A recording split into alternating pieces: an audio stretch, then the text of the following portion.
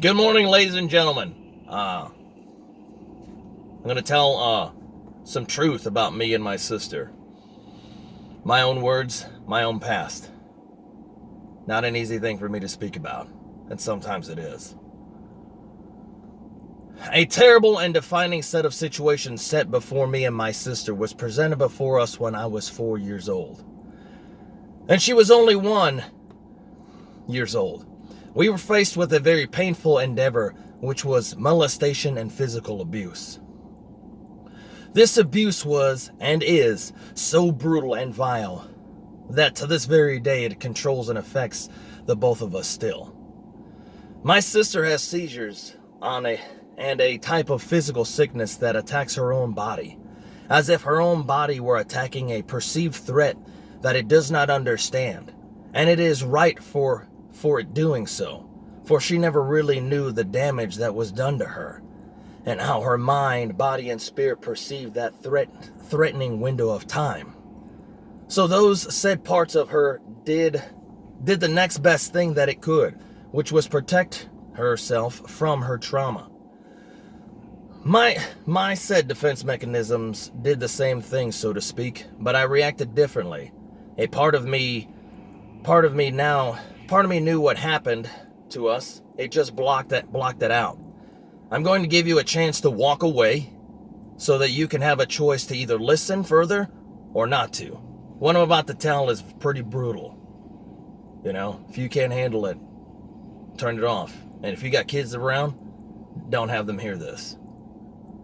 Me and my sister were sexually assaulted and molested and constantly beaten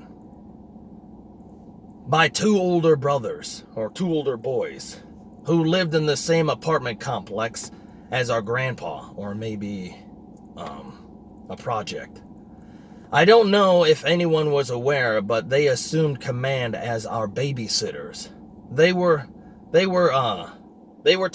times when they would slam the shit out of my sister WWF style, beat us with belts as warm-ups, just for fun. They also offered a cup of freshly made piss, which I was forced to drink if I wanted to have some freshly made lemon head cookies. One particular day, I was given a choice to beat my sister with a belt, or else they would. I don't remember if I did, but I remember hesitating. Then I remember them wrapping a white towel around her neck and choking her until she went limp. Then I remember that it was my turn, and then I couldn't recall what happened next. I remember my mother blaming me for doing that to her. And I remember a doctor of sorts arguing with her that a 4-year-old boy doesn't have the strength to choke his sister with enough strength to leave red bruising marks around her neck, and for her to do the same. What I remember next was even worse. I believe I woke up from a nap to one of the younger brothers trying to do something sexual to my sister. I was confused, but knew something was wrong. I remember being threatened by him. Something of the sorts of his older brother harming us, threatened us if he didn't have his way with us. There was a negotiation period between us. You put my pee-pee in your mouth or else, so to speak. I negotiated as best as I could at that age, as a 4-year-old could. I decided that I would do him if he did me first.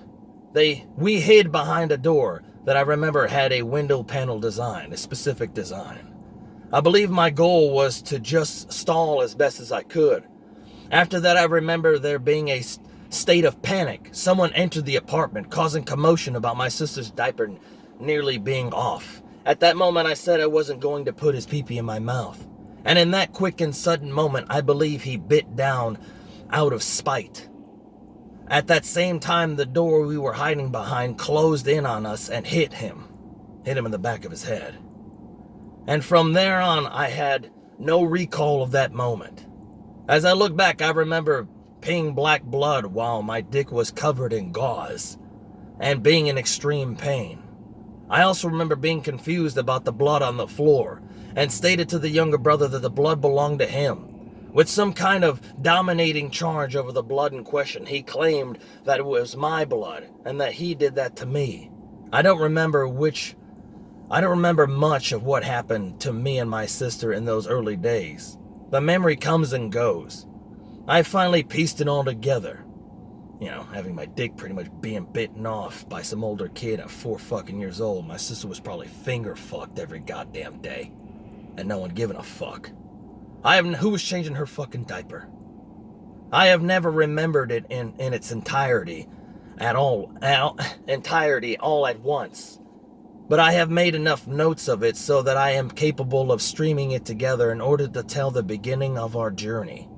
Those boys were obviously damaged. Damaged before they even got to us.